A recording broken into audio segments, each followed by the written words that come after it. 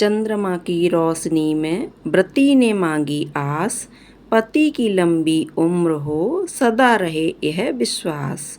आप सभी लोगों को करवा चौथ की ढेर सारी शुभकामनाएं। आज के इस वीडियो में मैं आपके साथ शेयर करने वाली हूँ करवा चौथ की बहुत ही सरल पूजा विधि के बारे में, जिसमें आपको ख़ास तौर से यह बताया जाएगा कि अगर आप अकेली हैं तो करवा कैसे फेरें। करवा चौथ का व्रत कृष्ण पक्ष की चतुर्थी तिथि को रखा जाता है। इस दिन भगवान गणेश जी की माता पार्वती की करवा माता की पूजा की जाती है। इसके अलावा भगवान शिव और पूरे शिव परिवार का पूजन किया जाता है। और करवा चौथ के दिन मुख्य रूप से चंद्र देवता की पूजा शाम के समय की जाती है। इस व्रत में सुहागिन महिलाएं निर्जला और निराहार रहकर बहुत कठिन उपवास करती हैं। व्रत सुबह ब्रह्म मुहूर्त से प्रारंभ होता है, जो कि शाम को चंद्रोदय तक रहता है। शाम को चंद्रमा निकलने पर चंद्र देवता को अर्घ देकर फिर पति के हाथ से पानी और मिठाई ग्रहण करके यह व्रत खोला जाता है। और इस बार साल 2024 में करवा चौथ का व्रत 20 अक्टूबर रविवार को रखा जाएगा। सामूहिक रूप से पूजा की जाती है। कई लोग होते हैं जो करवा चौथ व्रत की सामूहिक पूजा करते हैं, जैसे कि एक ही परिवार में 4 बहुएं हैं और सासू माँ भी हैं, तो 4-5 लोग एक साथ यह पूजा करते हैं। तो इस पूजा को हम सामूहिक पूजा बोलते हैं। सामूहिक पूजा में आप करवा आसानी से फेर सकते हैं। करवा फेरने से पहले आपको जो भी करवा चौथ की मुख्य पूजा है वह विधि विधान से संपन्न कर लेनी चाहिए। आपको बता दूं कि करवा चौथ की पूजा कैसे की जाती है। तो करवा चौथ की व्रत में सुबह ब्रह्म मुहूर्त में उठकर स्नान आदि से निवृत्त होने के साथ ही सर्गी ग्रहण की जाती है। इसके बाद आप संकल्प लेकर अपना व्रत प्रारंभ करें।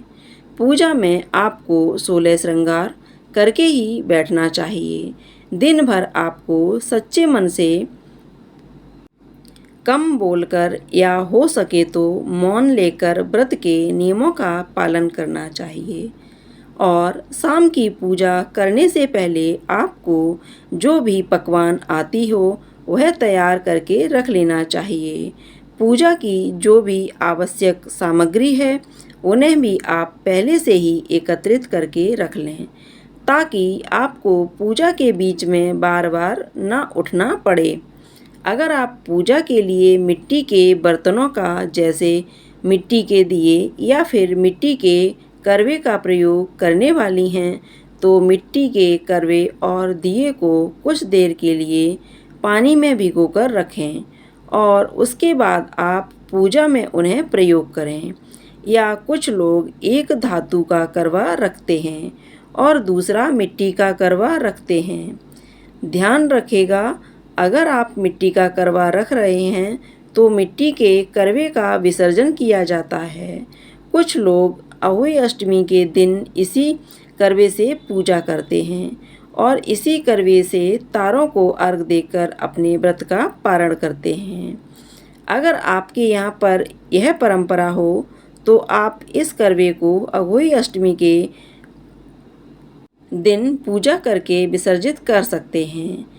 एक चौकी पर साफ कपड़ा, लाल या पीला वस्त्र बिछाकर आपको सबसे पहले भगवान गणेश जी की प्रतिमा के रूप में कोई तस्वीर या मूर्ति या सुपारी में कलावा बांधकर, यदि गणेश भगवान की आपके पास मूर्ति है, तस्वीर हो, तो उनकी स्थापना करनी चाहिए।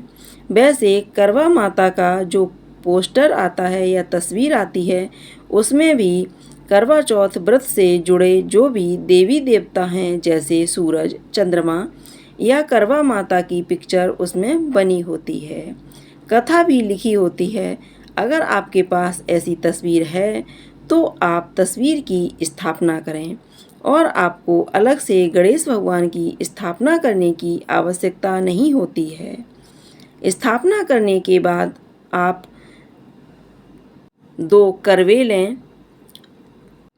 यदि एक मिट्टी का करवा है तो दूसरा धातु का है, तो धातु वाला जो करवा है वह माता पार्वती के नाम से आप अपने दाहिनी तरफ रखें और दूसरा करवा जो मिट्टी का है वह अपनी तरफ रखें। करवे में आप कंठ पर मौली या कलावा बांध दें। कलावा बांधने पर आप स्वास्तिक चिन्ह बनाएं। अब जो करवा माता पार्वती के नाम का है उसे करवे में गेहूं के कुछ दाने डाल दें। कुछ लोग कच्चे चावल डालते हैं, कुछ लोग शक्कर भरते हैं, कुछ लोग ड्राई फ्रूट्स भरते हैं, कुछ लोगों के यहाँ मिठाई भरी जाती है। तो आपके यहाँ जैसी परंपरा हो आप उसे सामग्री को करवे के अंदर भरकर रखें। करवे को खाली नहीं रखा जाता है। करवे के ऊपर एक कटोरी में एक ढक्कन में आप 4 फल, 4 तरह की मिठाई रखें और कुछ दक्षिणा भी रखें। दूसरा करवा जो कि चौकी के पास में रखा होता है उसमें आप जल भरकर रखें। जल में आप एक सिक्का डालें, थोड़े अक्षत डालें। कुछ लोग चांदी की अंगूठी या चांदी का सिक्का भी डालते हैं और इसी जल के लोटे से अर्घ दिया जाता है। कुछ लोगों के यहाँ पर करवा चौथ के व्रत में जो यह करवा भर कर रखा जाता है जल से, उसे करवे के जल को अष्टमी तक रखा जाता है और अघोई अष्टमी का जो व्रत है वह संतान के लिए रखा जाता है, चाहे बेटा हो या बेटी, क्योंकि आप बेटियों के लिए अष्टमी का व्रत रखने लगे हैं।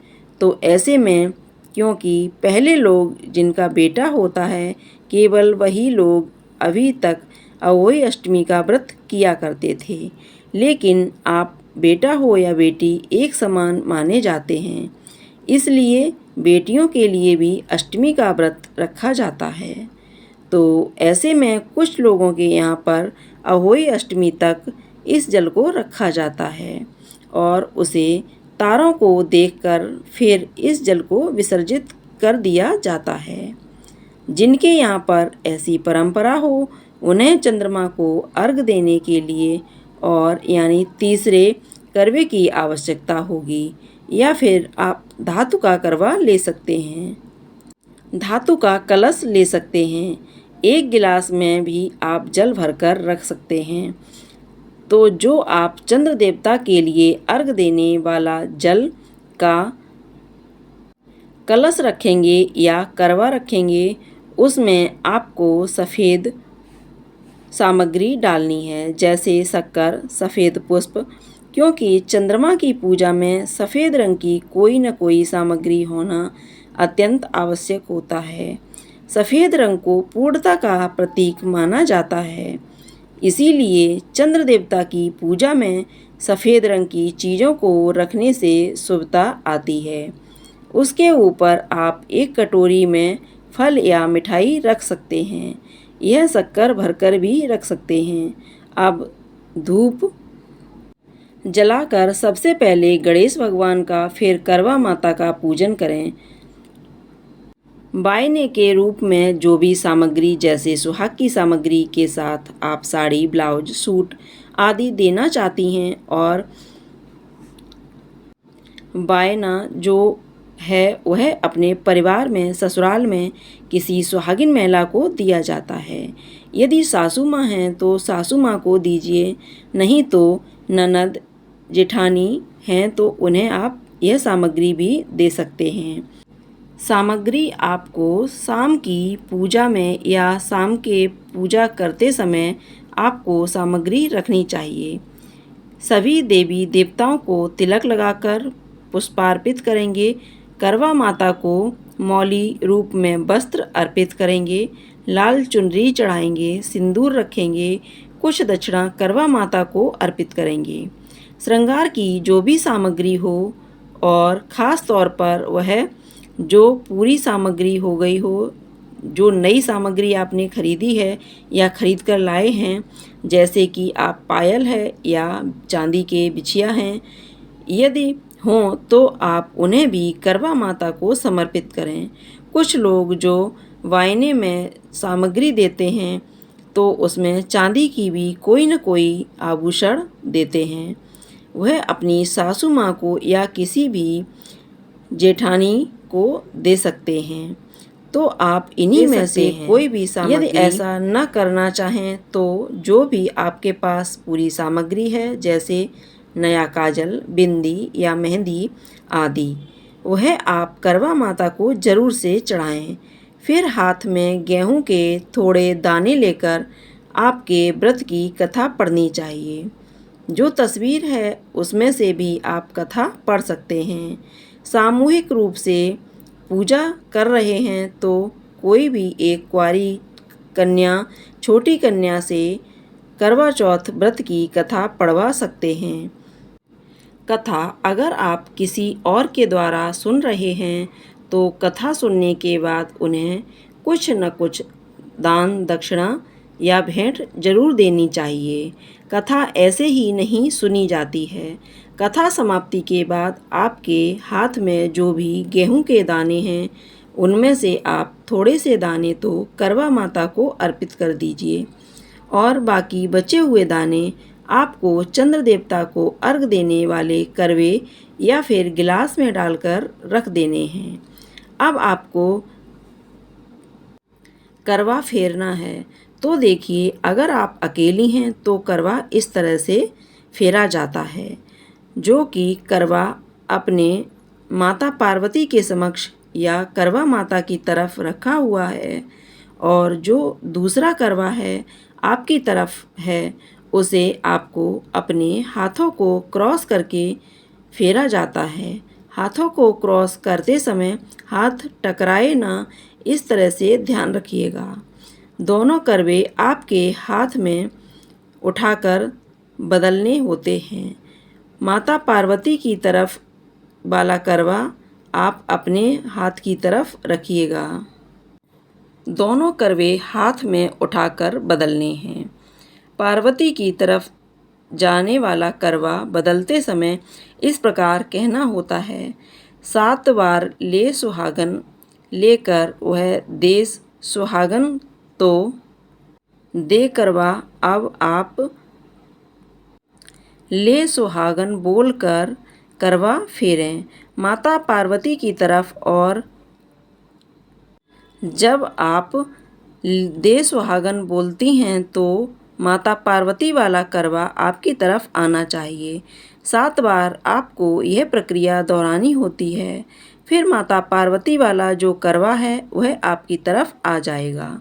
इस तरह से करवे फेरने के बाद आप दोनों को हाथ जोड़कर प्रणाम करें। सभी देवी देवताओं को प्रणाम करें और हाथ जोड़कर ही सच्चे मन से विनती करें।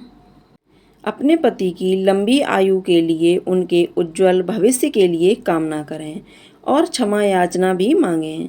सच्चे मन से यदि यह प्रार्थना करेंगे तो करवा माता आपकी बात जरूर सुनेंगी। यदि व्रत में कोई कमी रह गई हो तो उसके लिए करवा माता आपको क्षमा जरूर करेंगी। और उसके बाद चंद्र देवता को अर्घ देकर विधि विधान से आपके पति के हाथों से जल पीकर मिठाई खाकर व्रत का पारण करना होता है। पारण करना कहते हैं व्रत को खोलना। जो कि आपने निर्जला व्रत रखा है तो जो व्रत आपका समय पूर्ण होता है तो पानी और मिठाई, दूध से बनी मिठाई ग्रहण करके व्रत खोलें। थोड़ी देर के बाद जो भी पकवान आपके यहाँ पर बनते हैं, जो भी भोजन तैयार किया जाता है, जो कि शुद्ध सात्विक होना चाहिए, उसमें लहसुन प्याज ना पड़ा हो, उसे भोजन को आप ग्रहण कर सकती हैं।